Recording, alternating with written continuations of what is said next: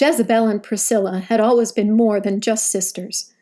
They were best friends and confidants, and people always said the two beautiful sisters with the long white fur were like peas in a pod, Jezebel with beautiful blue eyes and Priscilla with gold. Then one day Jezebel started losing her hair in huge clumps. That wasn't unusual for a cat of her breed, so she didn't think much of it. But the amount of fur she lost became greater and greater, and it came out more and more frequently. She began to worry and fret as her beautiful white hair disappeared and patches of bare skin showed all over her body. After a couple of months of sulking and hiding, the day came when Jezebel looked in the mirror and didn't recognize herself. The cat before her had the same haunting blue eyes, but not a single hair on her body. Jezebel had lost all of her beautiful white fur. She was shocked, frightened, and humiliated. She wanted some answers. When she went to the vet, the news was devastating. Alopecia, an autoimmune disease that caused baldness. The hair might never grow back, or could grow back and then fall out again.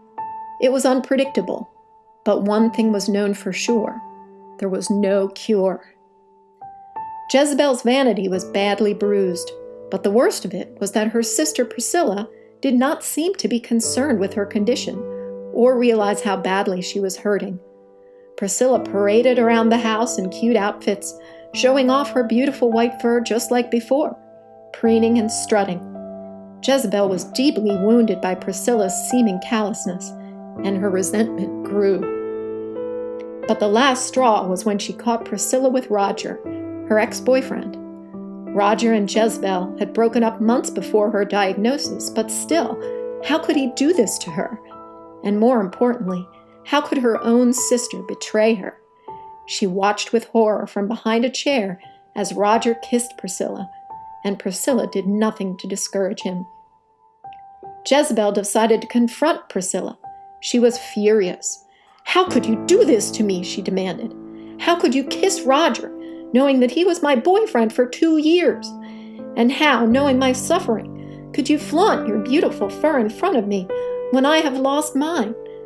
Have you no empathy, no feelings at all? You are supposed to be my sister," she said. To Jezebel's surprise, Priscilla looked genuinely shocked. And Jezebel was even more surprised when Priscilla told her that she had the whole thing wrong. Priscilla was the one who was jealous of Jezebel. Jezebel couldn't believe her ears, but Priscilla went on to say that she was jealous that Jezebel was getting all of the attention in the household because of her illness. Their human companion held Jezebel more often and gave her special treats and grooming. Priscilla felt neglected and thought that Jezebel didn't need her anymore. And as for Roger, it turns out that he and Priscilla were planning a party for Jezebel's birthday next month.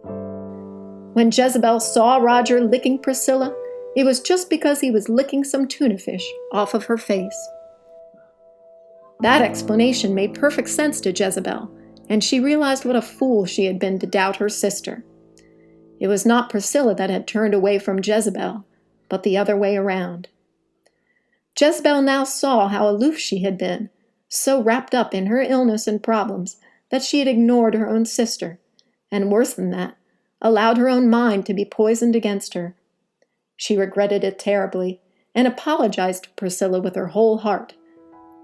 Priscilla apologized too, and the sisters vowed tearfully that they would never let anything come between them again.